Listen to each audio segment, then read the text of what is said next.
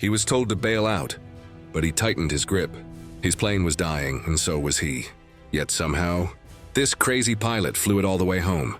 In the summer skies of 1944, above the fractured fields of war-torn France, a lone P-47 Thunderbolt staggered through thick, smoke-laced air, its left wing torn, the fuselage riddled with bullet holes, the propeller coughing like a dying heart.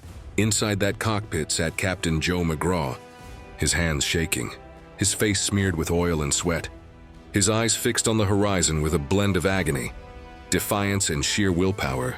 Moments earlier, he'd been part of a tight formation, strafing a retreating German convoy hidden among hedgerows until the flak erupted like black flowers of death in the sky, tearing into his aircraft and separating him from his squadron. His radio screamed with panicked voices, urging him to bail out, to give up, to save himself. But Joe didn't answer, not because he couldn't, but because he wouldn't. Every groan of the Thunderbolt's twisted metal, every flashing red warning light on the control panel, and every gasp of the wounded engine told him it was over. But in his heart, in the marrow of his bones, he still believed the old warbird had one last flight left.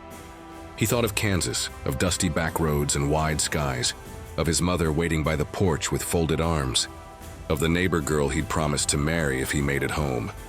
And so, through fire and ruin, Joe nursed his broken aircraft west, dodging a second surprise barrage of anti-air fire, barely maintaining altitude as the English.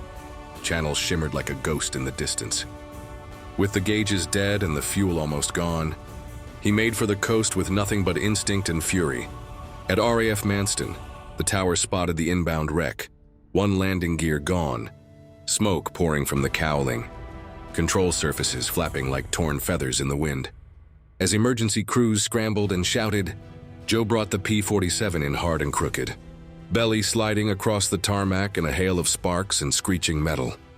The plane finally stopped in a mess of steel and smoke, and as silence fell, the canopy cracked open. A figure emerged, bloody, limping, but alive. "You're insane," one of the medics shouted. But Joe just smiled through split lips and said, "Nah, I just love my bird."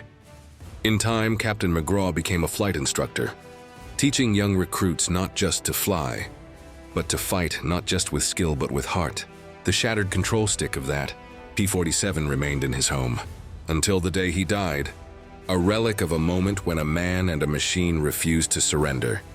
And even now, some say that when the sky is dark and full of thunder, if you look close enough, you might still see the silhouette of a battered warbird flying home, carried not by engines, but by the unbreakable spirit of the man who refused to fall.